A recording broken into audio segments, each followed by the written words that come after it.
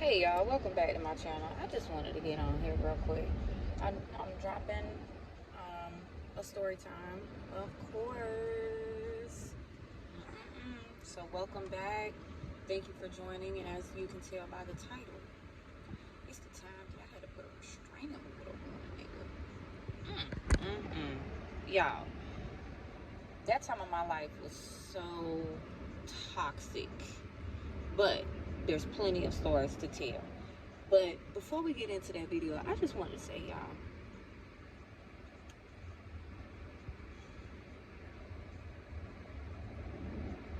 why do people have to be all up in your damn business and so judgmental all the time? Like, I'm trying to figure out, if I go in the store or I do something and I buy something with my money, why is it somebody else feel like they should have an opinion on what you do with your money? Why do you even have to say anything? You don't even know me. Bro, are you serious? Like, people is that pressed about other people's life? Or are they that bored with their own life that they constantly had a nose in what somebody else has to, doing? Like, for real, we got to do better. Like, who is you? You don't know what I've been through and what kind of day I done had, or what I go through in life, and how I choose to cope, or the things that I choose to do. That's my business. That's my choice. Who's you, the Pope? Like, for real. I don't know.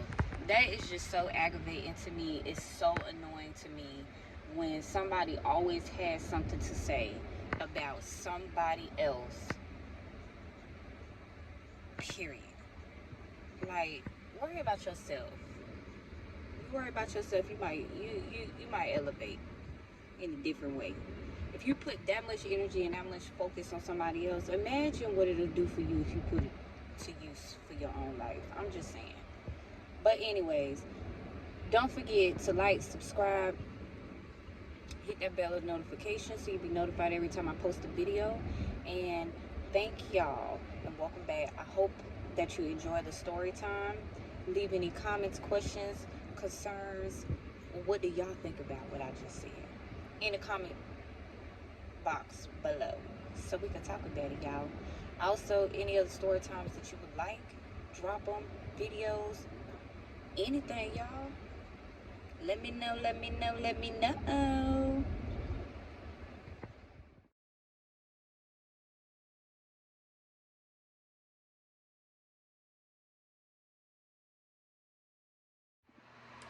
Okay, so this story time, y'all, was a few years ago.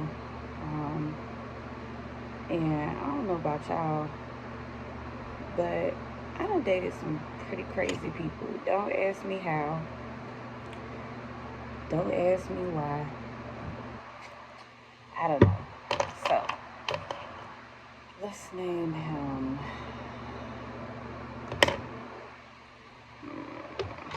Frederick. I don't know why that name popped in my head. Probably because I ain't never dated no Frederick, so that's the easiest way to go. But anyways, so this was shortly after I had separated from my kid's father, and I met this fool up at my job, and he was an armed security guard. So, me thinking nothing of it. Normally, I do my research, y'all. But I didn't do my research because I was like, oh, he an armed guard. So, he got to be good because he an armed guard. Like, he already done went through the process of, background checks and all that. But let me tell y'all something. Check your references anyway, because afterwards, when I actually checked his record, I don't know how the hell he got that job. So anyways, that's the backstory. That's a little bit, but that's story time for another time.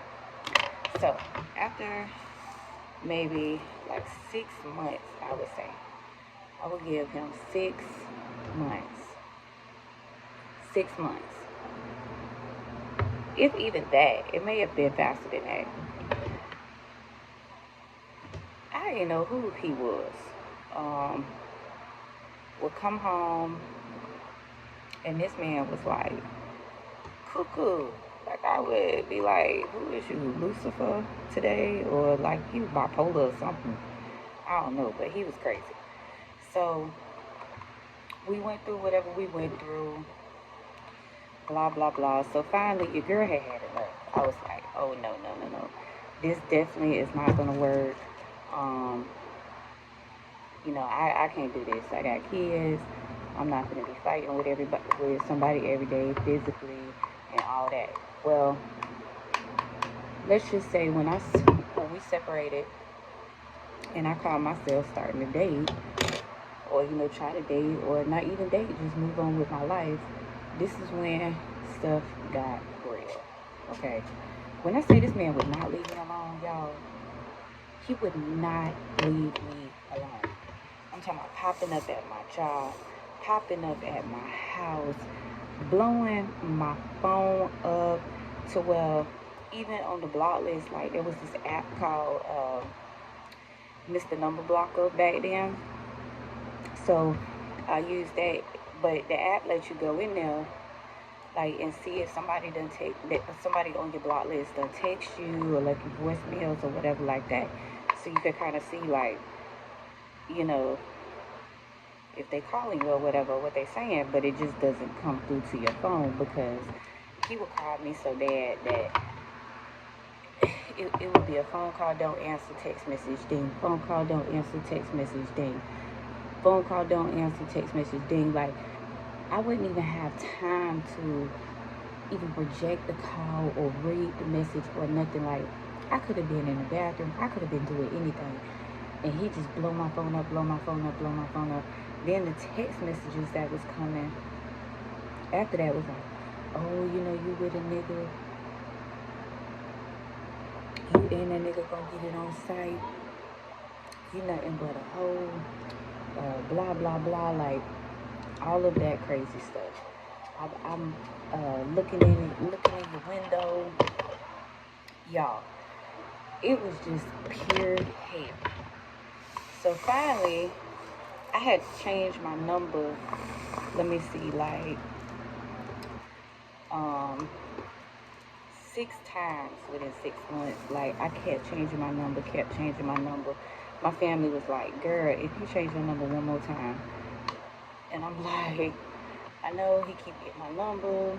I don't know how he keep getting my number because I'm not giving him a number. But, like, bro, like, I just, like, I can't do this. Like, this man is nuts. So, fast forward, it was so bad. Well, as far as me dating, like, I had to kind of take a pause on dating because, he would be like, if I see you out with anybody, you better hope, he could fight. It's on site. He would show up to clubs and stuff that I was at. I don't even know how he knew I was there, but he would show up, and I'd be like, how in the world did he even know that I was coming here? Blah, blah, blah, blah, blah. So, fast forward, after dealing with all of that, then it was like the story time. There's a story time, and I'll put the link in the description box about the time that my ex threw my keys into the bushes. Yes, that was Frederick. Okay. So,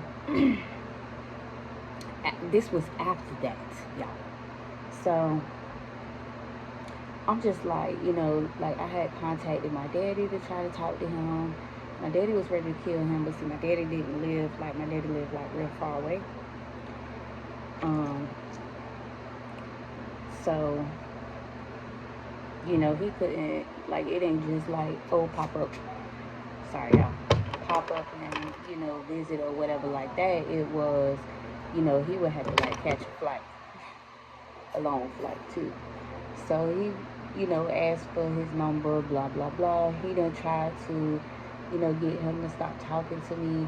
It had got so bad that I tried to, maybe if I just try to be his friend or something, he'll kind of calm down and leave me alone. That didn't work. In his mind, we was together. And I'm not talking about no friend, like, hang out with him and type of stuff like that, y'all.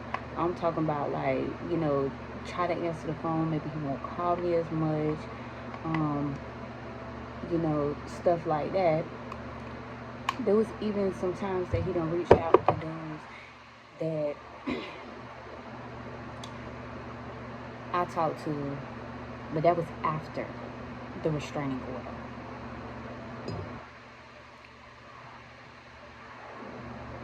I had to sip my coffee for that one, y'all, because let me tell you something. It was so much that transpired in this relationship with this man that y'all would be like, what in the world? I had people asking me, what did I do to him? I didn't do nothing to him. Did I put a spell on him? No. And if I did, I would have took it off. So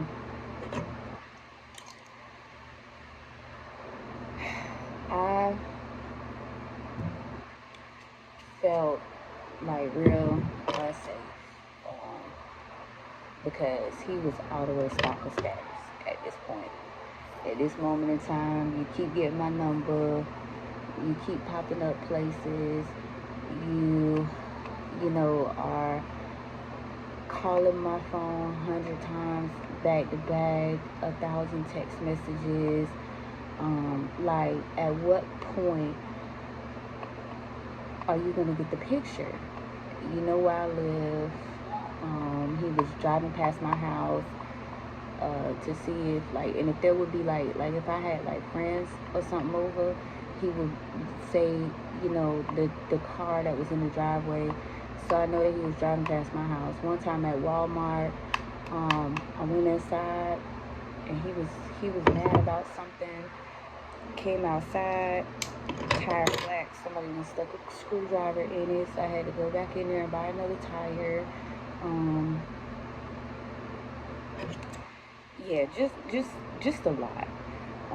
He done threatened to kill me. We done physically had a fight. And this Frederick was way bigger than me, y'all. I'm only 5'2" and like 100 pounds at this time, and I'm still little. This man was all of like 6'3", 200, between 6'1" and 6'3". I think he was like 6'1", 270 pounds, solid, like muscle, and we having a fight. Like, come on, like, bro, what the fuck? You know what I'm saying? So I finally was like, you know what? Enough is enough. I get the courage to, my boss had actually said something about it, because at this point he is messing up my money because he's coming to my job and all types of crazy stuff. So my boss gave me the information to get a restraining order. Now y'all would probably like, well, why you ain't been did that? But what female is like, oh, I'm gonna have to put a restraining order on this dude and I'm in my 20s? Like,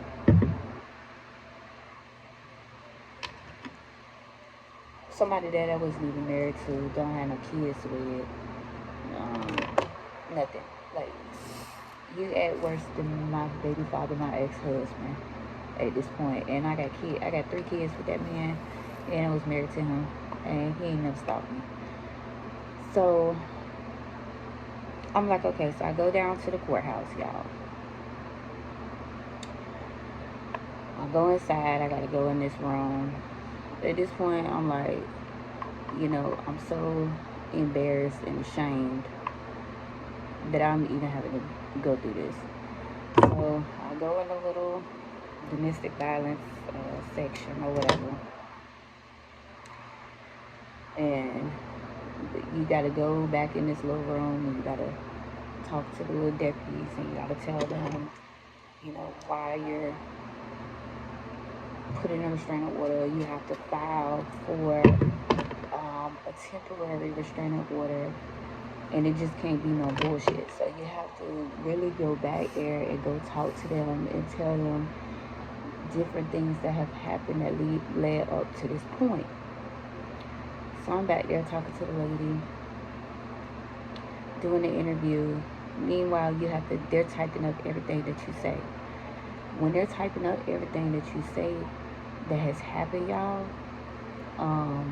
in order to even get a court date, like it has to be like, stalking, physical violence, like you have to have all of that information.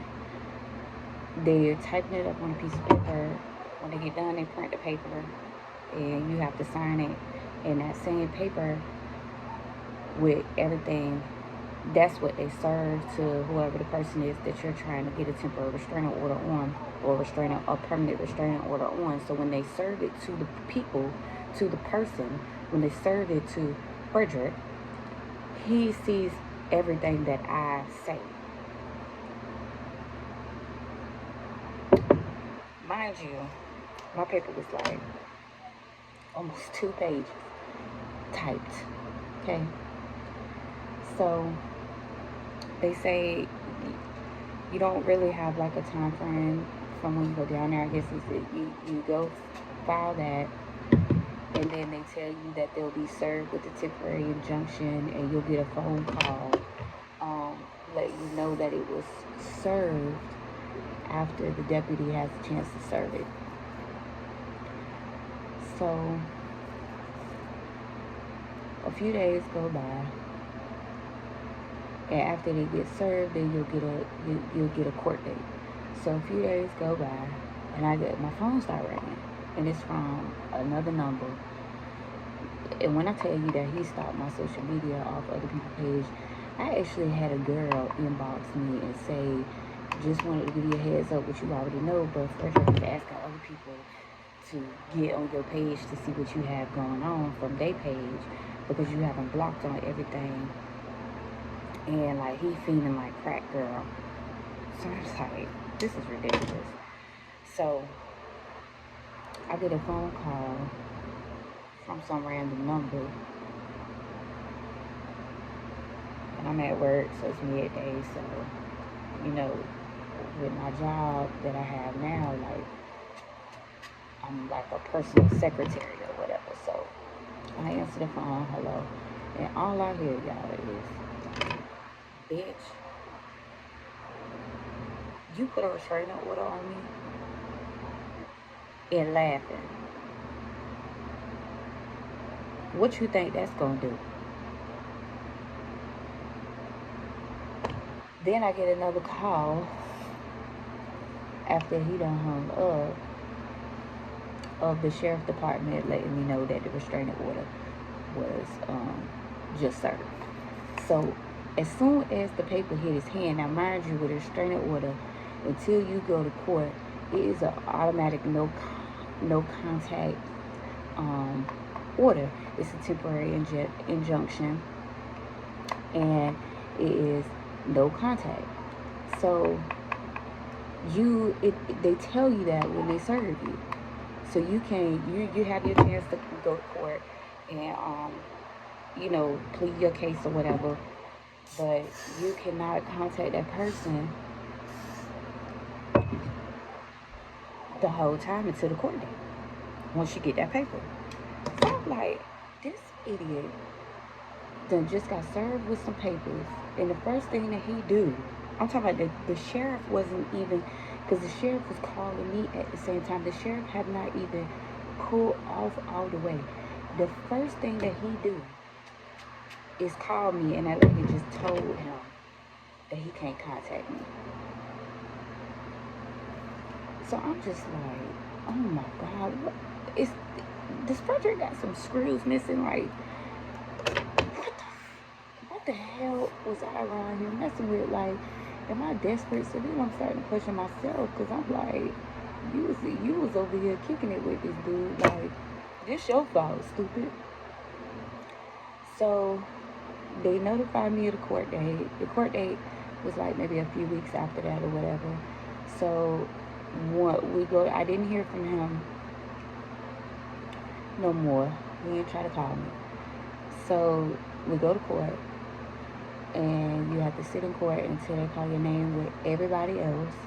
Like, it's like a courtroom full of everybody with their issues, okay? So when you're going up in front of the judge, when the judge call your name, the judge is going to read. If you say that you contested and you want to talk about it, he's going to read what the paper say. So he's going to read what the other person had to say, and then you're going to say what part's not true or what part's not true, and he's going to do it in front of everybody. So I guess he must have been like embarrassed or whatever, because he was like, first of all, we're sitting in a little waiting room. Like, one people got to sit on one side, people got to sit on the other side, and you're supposed to talk. So, like, I just feel like this person just, like, giving me, like, this death stare the whole time. And he just, like, sitting there just, like, staring me down or whatever, and like, laughing, like, he chuckling. Like, he got this look on his face, like, the seed of Chucky or something. And I'm like, oh, my God. Like, y'all, I really feared for my life. I can't even lie to you. I can't even joke about that shit. Like, I really feared for my life. Like, I was like, this man is absolutely crazy, and he is really gonna try to, like, I don't think this piece of paper is gonna do nothing. But legally, I was trying to get something on record in case something, else happened, or whatever the case may be. That's basically how my boss broke it down to me, and I understood. So, and then I had to call my baby daddy and everything on the way to court, and I had to tell him what was going on, which was another embarrassment. Like, ugh. Me and my baby daddy don't get along, but that's another story. Anyway, it is so that was embarrassing that I had to even do that, because then it's looking like, what is you out here doing? Like, bro, you out here wilding. Like, you just messing with anybody at this point. So, and then, so we're in court. We get our name called. Now, mind you, he had already, said, bitch, oh, you tried to put a restraining order on me, or whatever the case may be. So I'm thinking it's going to be some foolishness, because he is not going to take accountability for anything. So he says, so the judge called us up there and said, our names, blah, blah, blah, blah, blah. Frederick, blah, blah, blah. So what's going on? How do you plead? And he said, give her what she wants. And he was like, that's a no contact order for, ever. Like, she will never have to come, renew it or anything. Like, it's forever. It's no contact. That means you can't talk to her. That means that you can't have nobody else talk to her or try to get in touch with her. Like, you have to just stay away from her, and it will be indefinite. And he was like, yeah, just give her what she wants. So that was done. We had to go sign the paperwork. We check out. They let you leave at separate times or whatever, because now it's a permanent order. I'm not lying. As soon as I walked out the courtroom, my phone started ringing down. Again. Guess who it is? Frederick. Guess what Frederick's laughing? Talk about, I don't care nothing about no piece of paper. I'm going to call you if I want to, and I'm going to talk to you if I want to. So don't think this is over. And hung up the phone. When I tell y'all, I was sitting up there like, this is crazy, bro. So there is another story time of how I finally, I wouldn't even say break free, but how I finally, like, lost all contact, or he lost all contact of me for years, because y'all, that wasn't it. That restraining order did nothing. And when I say it did nothing, it did nothing. He didn't care about me calling no police. He didn't care, and they had told me in court, like, if they do contact you, like, you have to go through, unless it's like, them showing up, like, as far as phones and stuff, like, you would have to play all that stuff. Like, you have to, like, come in court and put all your business out, basically, to everybody else that's in court for the ruling, for, like, him to go to jail, and then he only go to jail for, like, a little bit, you know what I'm saying, and then they get out. So it's like, what they're gonna do? Because he's gonna get out, and he just gonna keep on, like, for real, at this point. So, and y'all, domestic violence is not funny. For real, if you are in that type of relationship, I do understand how hard it is to get away.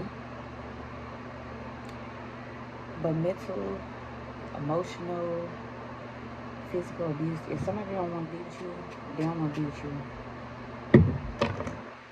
That does not mean that you can stalk them and all of that. If they don't want to be with you, that's what it is. Okay? So, for real, it's not funny. And if you know somebody that is going through domestic violence or an abusive relationship, y'all, it is very hard to get away. Like, I used to wonder, like, why do people do this? Like, why you, like, before I was ever put in that situation, like, I'm sorry, okay. I used to be one of the people that, oh, why do you sit up here and go through this, girl? Like, just leave him, blah, blah, blah, blah, blah. But in actuality, y'all, there are some people who will go infinity and beyond to ruin your life. Like, for real. For real. So, just be there for them. Be a support system.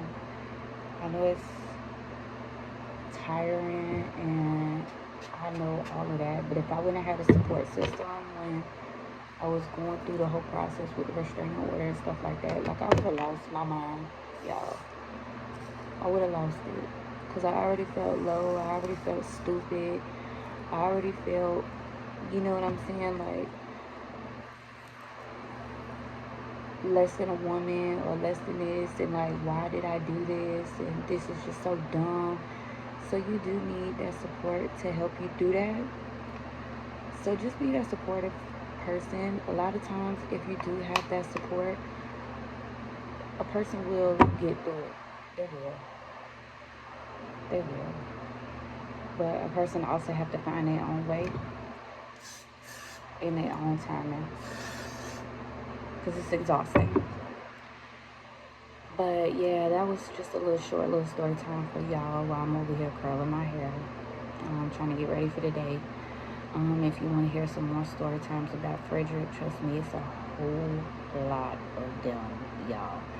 I just gave you like a little nips and pieces of what led up to the restraining order and the fact that I had to actually go through that.